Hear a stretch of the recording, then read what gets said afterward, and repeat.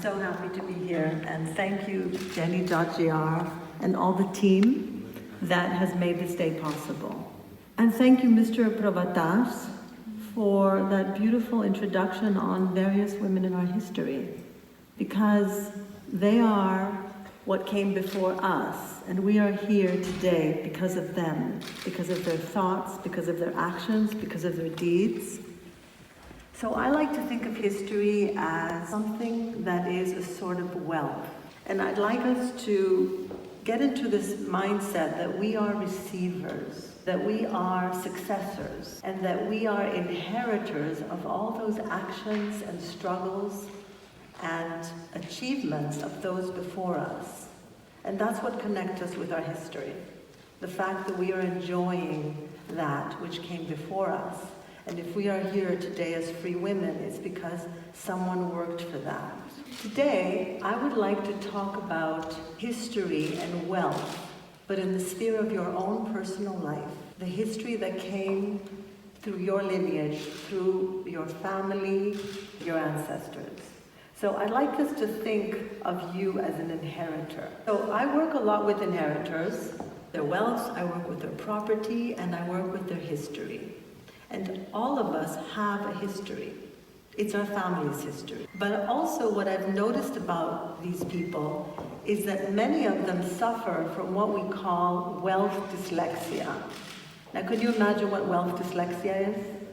Wealth dyslexia is the inability to value and experience the whole spectrum of your wealth.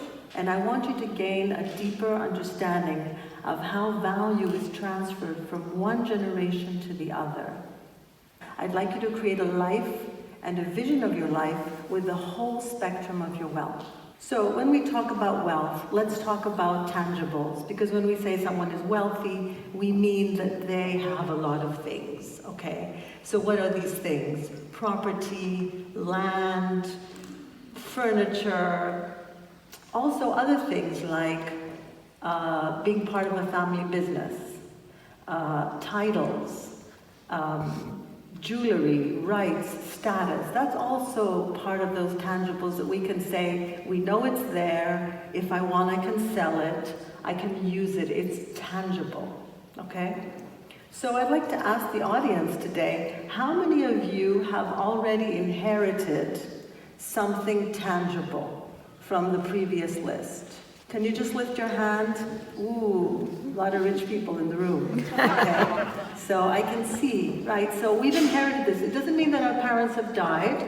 And trust me, they're already giving you the family china and the family dining room. And they're giving you all sorts of things as you go along, okay? So you're inheriting this by the fact that you were there. And how many are you expecting to inherit? How many do you predict? How many of you predict that, yeah, I'm going to get that house on the island. Yes, I'm going to get that apartment in Pagrati. How many of you are planning to receive? Okay, there you go. So that's more or less all of you. But I want to tell you something about your tangible wealth. It's a gift. Your parents and your joy is giving it to you because you are there. You have the birthright. You're in the lineage. They're not giving it to the neighbor. They're not giving it to the man on the street. They're giving it to you because you just simply are there. And that's a privilege that you have. And that's why you're a receiver. So there's also something else that's happening here. You're not just receiving tangible things. You are also receiving intangible things, things which are immaterial. And trust me, that receiving begins from the moment you are in the womb. Because intangible inheritance is something much more subtle, but very, very, very powerful. So let me just read the definition. Something from the past or from your family that influences the way you behave and the way you perceive the world. Okay? Now that's interesting because it's an invisible inheritance. It's an invisible thing that's coming to you, and it's affecting your life. So who are the main givers of this intangible inheritance? It's your parents. And what do we get from our parents? We get beliefs, dominant beliefs, behaviors, attitudes, values, okay? And your general mindset. But you also get from your parents trauma, insecurities, and fears. And these things don't just go away, because they're given to you in the first 7 years of your life. And if then in the next 7 years, you're going to get the rest of it. So by 14 years old, I'm just calculating here, you've got the whole thing. Let me just show you one of my favorite paintings. It's made by Frida Kahlo. It's in the museum in New York. So Frida Kahlo is a beautiful example of someone who was aware of her cultural heritage, which is a plutos, which is a wealth, and she was also aware of her family wealth, her family history. So as you see in this picture on the right, she comes from Germanic descent. The German part of her family came overseas from Germany to Mexico and settled there. And the other part of her family came from the mountains of Mexico. Two different types of lineages here. And she shows herself holding that red, shiny ribbon in her hand. So she's like the apostagma of these people. And she's holding the ribbon that ties that family together in her hand. And I find that very symbolic for what I'm trying to share with you. So, when do you think of your ancestors? Do you think of your ancestors, yayades, papudes, pro-yayades, pro-papudes? Do you think about these people? Usually we think of them as photographs, black and white photographs in some box, which we open and we look. And other times we think, oh, we paint them, we have them on the wall too, the old portraits. I go to many houses in Europe where they have walls of portraits of the ancestors going down up to the 17th century. And also those tohorion, you know, the yayades tohorion. But I want to tell you something about your ancestors. Your ancestors are forces in your life, and they influence your life. And now with epigenetics, we know that not only the color of your hair and your eyes are transferred down, but memories, trauma, other things are being transferred down. So don't take your parents too seriously, because they're just carrying it and they're giving it to you. Because we are inheritors of an emotional and psychological inheritance which we receive rather early in our life, and it affects so many things. We are carriers and it follows us. You can't just get away from it. So I like to think of this type of klironomia, this inheritance, as a bundle. It's like a bundle, okay? It's given to us through our parents, and it comes through to them to us. I'm curious about that bundle. What is in that bundle? I can tell you what's in that bundle. A lot of mixed stuff. And we're carrying this, right? We're not only carrying it, but it sort of spreads through our life. It affects our relationships, it affects the way we make decisions. Everything is affected by that little bundle. So I open the bundle and look what's inside. What do we see? We see something very precious and something very burdensome. So what do we do with it? I'll tell you what we do with it. We handle it. We say, thank you, parents, for bringing me this. I'm going to handle this now. I'm going to sort it out. I'm going to make sure that the things in there are things that I want to carry. Personal development does not start by avoiding things or trying to get rid of things. It's about integrating things. We're not trying to get rid of anything. We're trying to evolve things and make them ours. And here's another interesting thing. It doesn't really matter what's in that bundle. The only thing that we care about is the value. And the value that we receive is not determined by what is in it, but what we do with it. I'm going to repeat that. The value of what we receive is not determined by what it is, but what we do with it. I know that sounds very stoic, but in the end, it's about how we're going to handle that. Now, I'm going to tell you a little story. In 2010, my parents died, and one of them also died suddenly. So my sister Alkistis and I decided that we have to do something with our tangibles, because we inherited a house, we inherited things, and we spent a lot of years sorting that out. And one of the most important things in managing our inheritance was that we decided to put our relationship above everything. And that was the best decision we made, because no matter what happened and how our parents had arranged things, we decided to handle that in the best way possible. And we won with that, because I have seen in families, in my work, how families are totally destroyed by inheritance, how suddenly people change, how suddenly houses are locked up and they end up in court. So I'd like to advise you, when you're receiving things from your parents, become more aware of how you're handling that.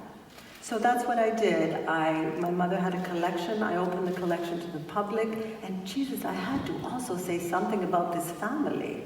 And then I looked at my family and I said, oh my God, what am I going to say about this crazy family?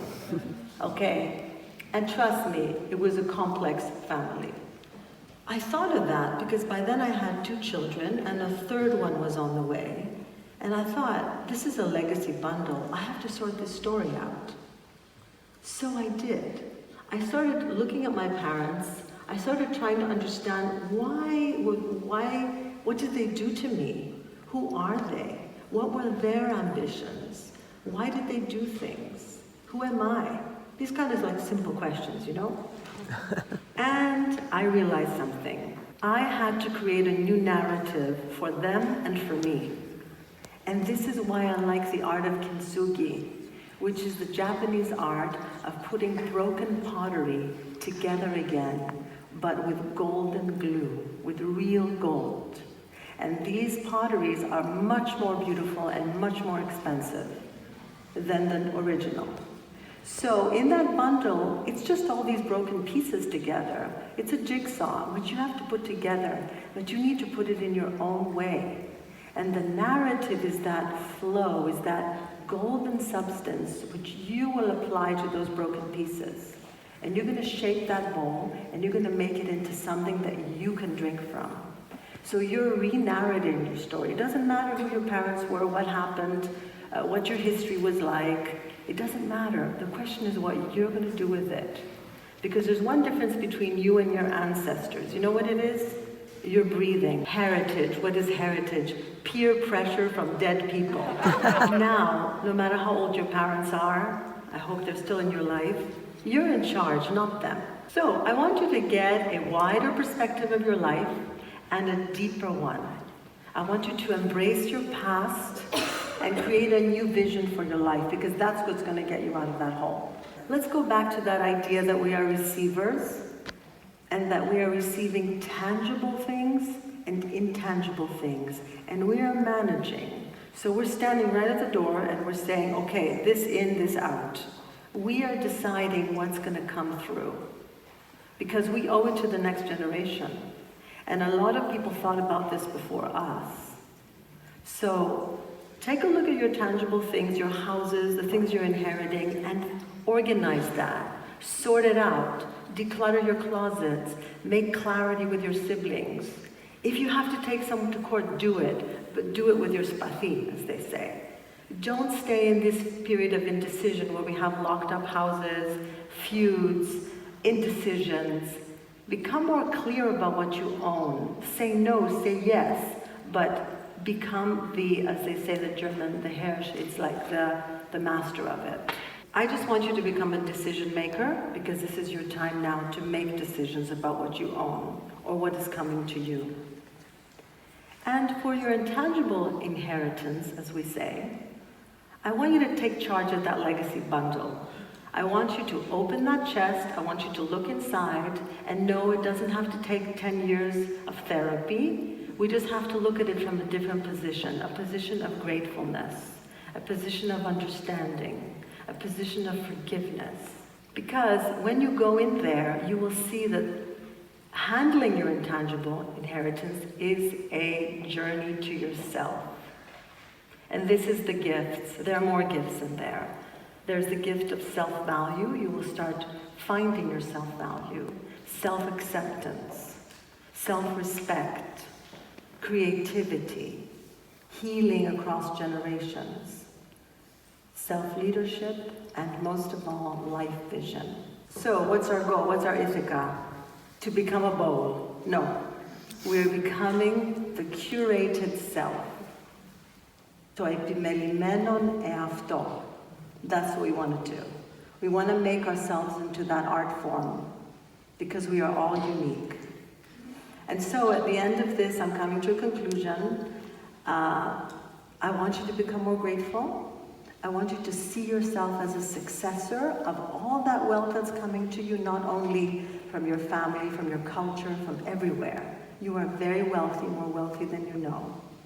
And I want you to understand how that value is being transferred so that you can give it further to your world and to your children, unburdened.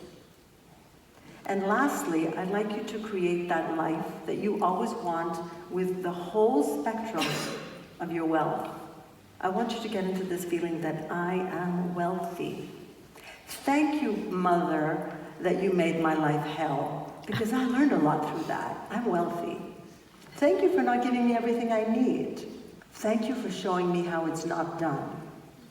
That could be one side of it. Or just thank you for what you gave me. We do not end up being wealth dyslexic, where we do not understand what we have around us. So I want you to see the value. I want you to access it. I want you to curate it and clear it and create with it. And I want you to give it further, as you are given value further. And create a legacy of abundance for yourself and for the future generations. Thank you very much.